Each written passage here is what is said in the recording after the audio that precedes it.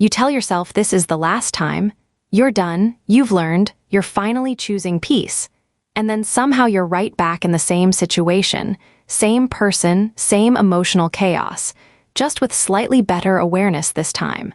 You know it's not healthy. You can literally list all the reasons it's bad for you, and yet part of you still wants it, which is the most confusing part, because it doesn't feel like a choice anymore.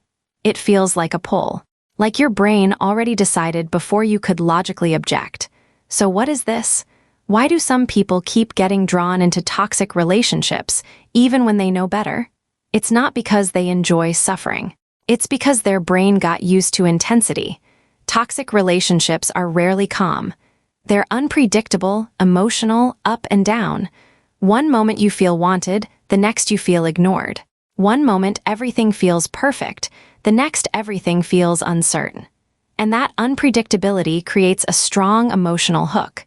Because your brain treats those rare good moments like rewards. Not consistent rewards, but occasional ones.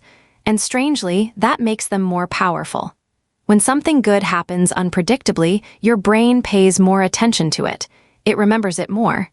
It chases it harder. So even if the relationship is mostly stressful, those few intense highs start to feel worth it. You're not attached to the pain, you're attached to the relief that comes after it. That moment when things feel good again. That contrast makes the good moments feel stronger than they actually are. There's also familiarity. If someone grew up around inconsistency, emotional distance, or unstable attention, that pattern starts to feel normal. Not comfortable, but familiar. And your brain often confuses familiar with safe. So when a relationship feels chaotic, part of you recognizes it. It feels like something you already understand, which makes it easier to stay even if it's not good for you. On the other hand, a healthy relationship can feel strange at first. Too calm, too stable, almost boring, because there's no emotional roller coaster. And your brain, which is used to intensity, starts questioning it. Is this even real? Is something missing? So ironically, you move away from something stable and back towards something unpredictable.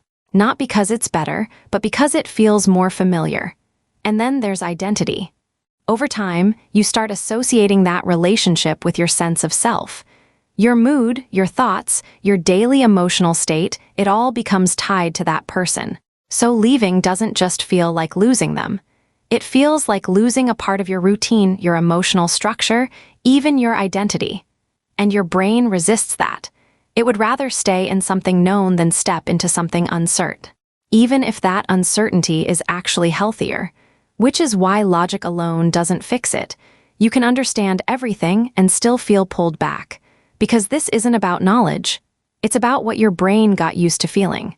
And habits, especially emotional ones, don't disappear just because you understand them. They fade when you stop feeding them, which takes time and a lot more awareness than most people expect. And that leads to a slightly uncomfortable realization. You're not addicted to the person.